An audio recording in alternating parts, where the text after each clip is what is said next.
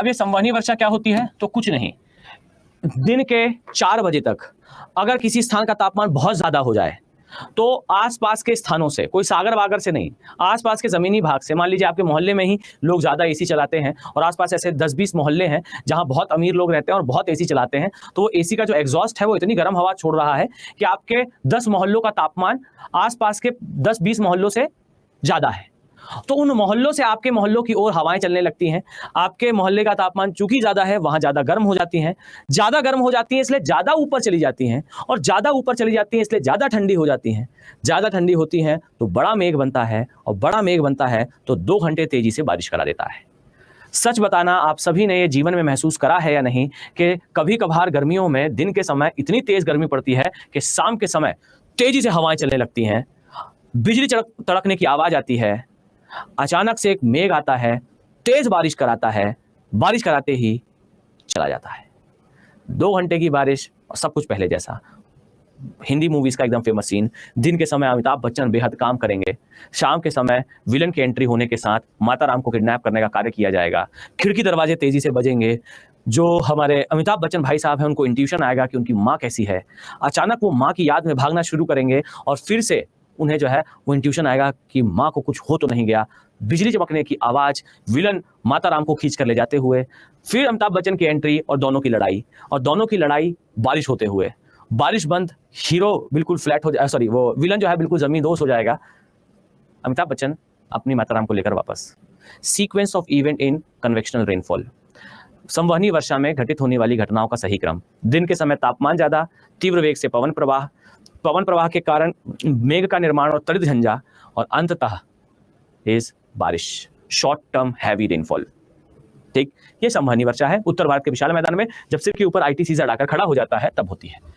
Point second, यहां पर लू चलती है, और लू एक डेडली वाइटल वेव होती है, ये तरंग है, और ये तरंग है माइक्रोवेव। और ये जो माइक्रोवेव है ये जो है वो बॉडी को पेनिट्रेट, एक तो भाई कब होती है लू, तो अगर मैदानी भाग है तो 1 घंटे के अंदर 5 डिग्री सेल्सियस, पहाड़ी भाग है तो 1 घंटे के अंदर 3 डिग्री सेल्सियस। अगर आपके क्षेत्र का तापमान बढ़ गया है तो वेलकम, लू चल रही है। ठीक, लू गर्म हवा को भी कहते हैं, पर सही बात तो यह है कि लू एक तरंग होती है। जब ये तरंग कहीं चल रही होती है तो ये आपके बॉडी में जैसे एक बुलेट प्रवेश करती है, ऐसे आपके शरीर को पेनिट्रेट करती है, पेनिट्रेट करके आर पार ये निकल जाती है, और आपके शरीर में कोशिका के अंदर केंद्रक को उजाड़ते हुए बाहर निकलती है, जिससे आपकी कोशिका में ब्लास्ट हो जाता है। ब्लास्ट होने के बाद अंतः रक्त स्त्राव होता है, इसे इंटरनल ब्लीडिंग कहते हैं, और इंटरनल ब्लीडिंग होने के कारण कई लोगों को नाक से खून आने लगता है और चक्कर आ जाते हैं। पर दुर्भाग्य तो उसके साथ होता है जो शहरों में रहने वाला वह मूर्ख व्यक्ति होता है, जो गांव में रहने वाले एक व्यक्ति को जो गले में गमछा डालकर यूपी बिहार में घूम रहा था उसे बेवकूफ कहता है। क्यों? क्योंकि बाल खराब ना हो जाए इसलिए उसने हेलमेट नहीं लगाया है, और धूम मचाले करते हुए विक्रम बेताल गाड़ी में जा रहा है।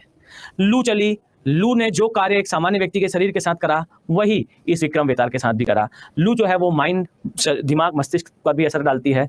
वही तरंग दिमाग में न्यूरॉन्स पर अटैक करती है, जो वो एक कोशिका को ब्लास्ट करती है ऐसे ही वो दिमाग में भी ब्लास्ट करती है, छोटी छोटी न्यूरॉन्स में। इससे ब्रेन में इंटरनल ब्लीडिंग होती है, जिसे ब्रेन के केस में हैमरेज कहा जाता है, और हैमरेज के कारण इंटरनल ब्लड क्लॉटिंग होती है, जिससे पर्सन की मृत्यु हो जाती है। और जिसे वो गधा कह रहा था वो व्यक्ति वहीं बाजू में खड़ा था, गमछा डाले हुए था, तो उसके जो लंग्स और हृदय हैं उन पर माइक्रोवेव अर्थात तरंग का न्यूनतम प्रभाव था, और जब उसे गर्मी लग रही थी वो इस प्रकार से गमछा अपने सिर पर कर ले रहा था, और एक सामान्य थिन लेयर ऑफ क्लोथ ये लू के प्रभाव को 70% तक कम कर देती है। हमारे शरीर का वो अंग जो कट जाए तो हम खत्म हो जाएंगे, हम उसे कभी ढांक कर सुरक्षित नहीं रखते, वो रख रहा था। ठीक, तो इसे याद रखिएगा कि ये माइक्रोवेव है, ये उत्तर के विशाल मैदान में गर्मी के समय चलती है। अब यही कंडीशन फिर थोड़ा सा परिवर्तित हो जाती है। वेलकम, ये है हमारा प्यारा इंडिया, और बच्चों ध्यान से देखिएगा, यहां आप आएंगे, अब आईटीसीजेड जो है वो इस स्थान पर पहुंचेगा।